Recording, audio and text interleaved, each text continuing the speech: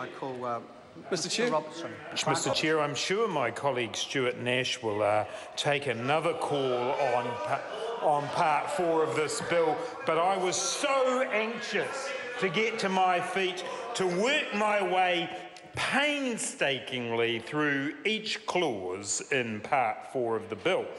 Actually, I'm not going to do that, Mr. Chair. What I am going to do is pick out a couple of clauses that I think will be of interest to members and those watching at home, and actually seek from the Minister and the Chair some assistance. And the first matter is one that I think he might be able to help us with in light of some of his recent policy forays, and that is Clause 224.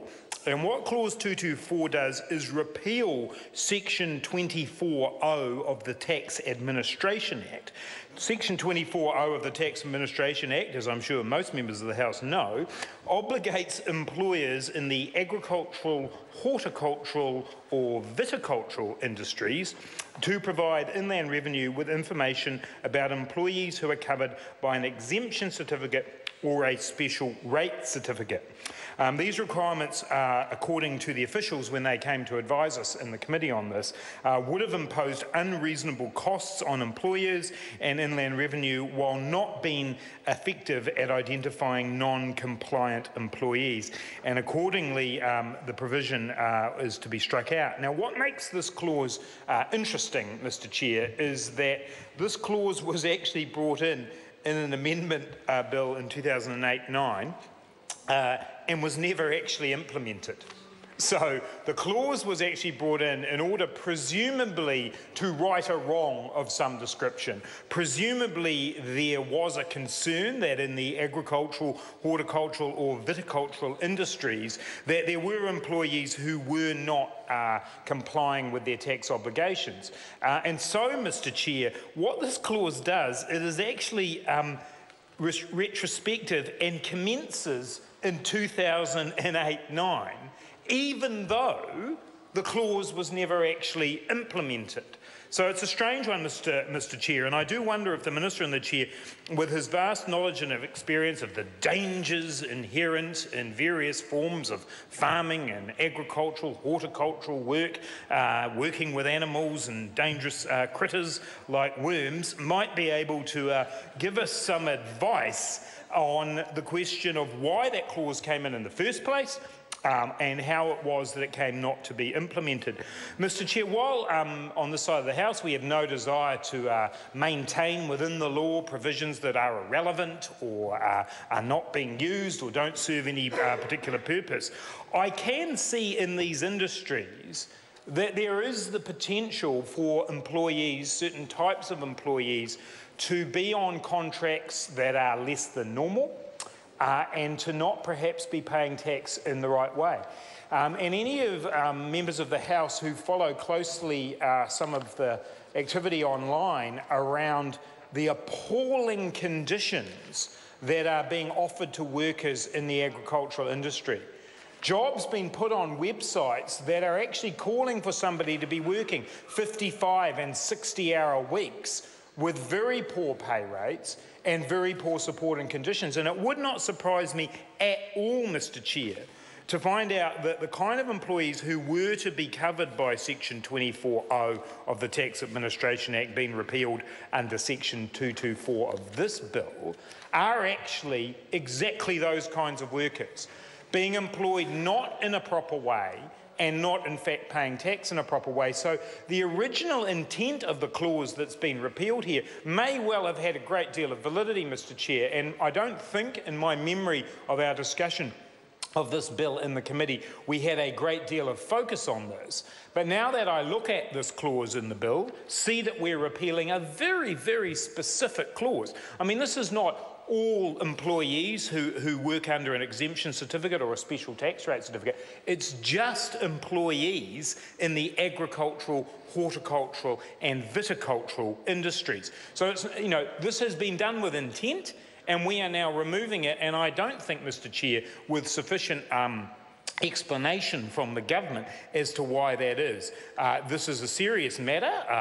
The idea that people will not be meeting their obligations to the Inland Revenue Department because they are working under a special tax rate or an exemption certificate, and yet today we take away, Mr. Chair.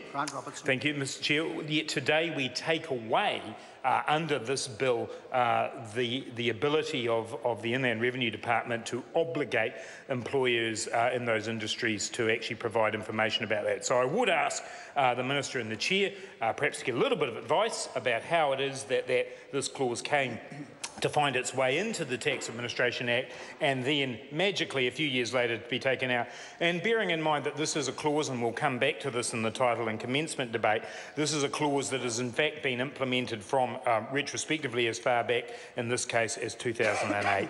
Mr. Chair, I just want to refer to a couple of others and perhaps make one example to contrast with the one that I've just made, and that's in clause 237 of the bill, which repeals section 92AAA of the Tax Administration Act, which requires the Commissioner to issue a determination on the cost of timber incurred. This provision, Mr. Chair, I'm sure you'll be aware, was introduced when the cost of timber was recorded in a separate account and carried forward to be offset against future forestry income.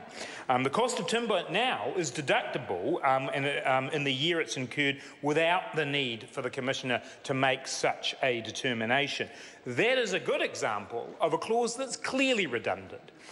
There's now another way of achieving the same aim of section 92AAA of the Tax Administration Act. It's now possible to deduct the cost of that timber in the year that was incurred. And so we can see there why the clause has been deleted under clause 237. I can't say with the same confidence why it is that those specified industries in horticulture, agriculture and viticulture, where there was clearly some doubt about the compliance of employees in that area, why that's been repealed. However, clause 237 does certainly make sense to me, Mr. Chair, in that regard. In the remaining time that I've got in this call, Mr. Chair, I want to focus on clauses 234, 235, 236 and 241, all of which relate to the dispute resolution process. And, Mr. Chair, I want to say at the outset of talking about these that the Labor Party supports the changes to these clauses. What they are designed to do is to make the most efficient possible dispute resolution process managed by the Inland Revenue Department. The two issues that are being dealt with here both fall to the question of when a dispute resolution process is seen to have been initiated. And in clause 234 and 235, in particular, what they do is clarify that the Inland Revenue, the Commissioner of Inland Revenue's response period when a taxpayer is late in issuing a disputes document starts from the time when it's decided that exceptional circumstances exist and the taxpayer's late dispute document is to be allowed. This is to deal with an issue that has arisen around particular people who are involved in dispute resolution processes believing that the process itself has not begun until the Commissioner of Inland Revenue has made contact with them. This clarifies that. It clarifies that the Inland Revenue Department Commissioner does have discretion around the exceptional circumstances clause, but it does clarify for those people involved in dispute resolution when the process begins. Clauses 236 and 241 ensure that a truncation is allowed in a taxpayer-initiated dispute after the taxpayer has issued a statement of position without requiring the Commissioner to first issue a statement of position. So this is very important for the average taxpayer. They've got a dispute. They're the one initiating it. It's not Inland Revenue. They are the people who can state the position and then the disputes process can be initiated. Under the current law, has been an understanding that there would need to be a statement of position issued by the Inland Revenue Commissioner. That is not required now. This is actually an exceptionally good move for those people who find themselves, and there are constituent MPs in the House who will know of their constituents who find themselves locked in disputes with the IRD. This, at least at the very beginning of the process, will mean that if a taxpayer has initiated that disputes procedure, they can get on with it right away. So, Mr Chair, there are good elements to Part 4 where we're tidying up other acts that are affected by the changes in here, but I really just want to return to my very first point, which is that there was a very, very specific change made in 2008-9 around those people who were working in with special tax certificates or exemptions in those 3 industries, and we have not seen a reason from the government for why that has been changed. I think it's probably timely for the Minister, with his extensive knowledge of these industries, to get on his hind legs and tell us why that's happened.